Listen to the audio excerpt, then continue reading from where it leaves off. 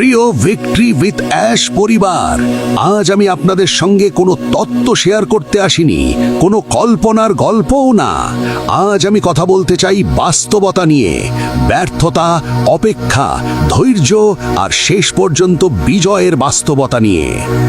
আমাদের CEO ash মোফালে প্রায়ই বলেন, ডিলে ইজ নট ডিনায়াল, দেরি মানেই বাতিল নয়।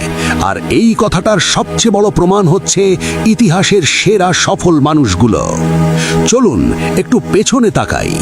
বিশ্বের সবচেয়ে বড় বিনিয়োগকারী ওয়ারেন বাফেট, তিনি কিন্তু রাতারাতি ধনী হননি। অনেকে জানে না তার প্রথম ইনভেস্টমেন্ট ছিল ব্যর্থ, কিন্তু তিনি থামেননি, ধৈর্য ধরেছেন, দীর্ঘমেয়াদে বিশ্বাস রেখেছেন। আজ তিনি প্রমাণ করেছেন শান্ত থাকা মানুষই সবচেয়ে বড় বিজয়ী হয়।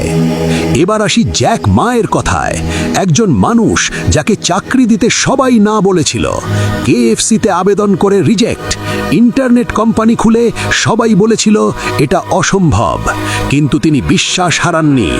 আজ আলিবাবা শুধু একটা কোম্পানি নয়, এটা একটা আন্দোলন। এই গল্পগুলো কি আমাদের পরিচিত লাগছে না? এখন ইলন মাস্ক, টেসলা, স্পেসএক্স, আজ এগুলো সফলতার নাম, কিন্তু এক সময় তার 3টে রকেট একটার পর একটা ব্যর্থ হয়েছিল। তিনি প্রায় দেউলিয়া হয়ে গিয়েছিলেন, কিন্তু তিনি বলেছিলেন, if something is important enough, you do it even if the odds are against you. Ash মোফারের কথার সঙ্গে কি এটা মিলে না?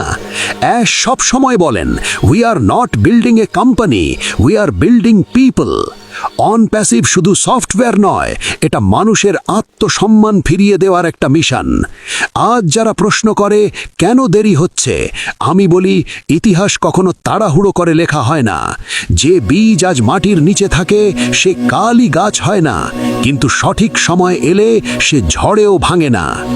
ভিক্টরি উইথ অ্যাশ মানে শুধু জয় নয়, ভিক্টরি উইথ অ্যাশ মানে অপেক্ষা করেও বিশ্বাস রাখা।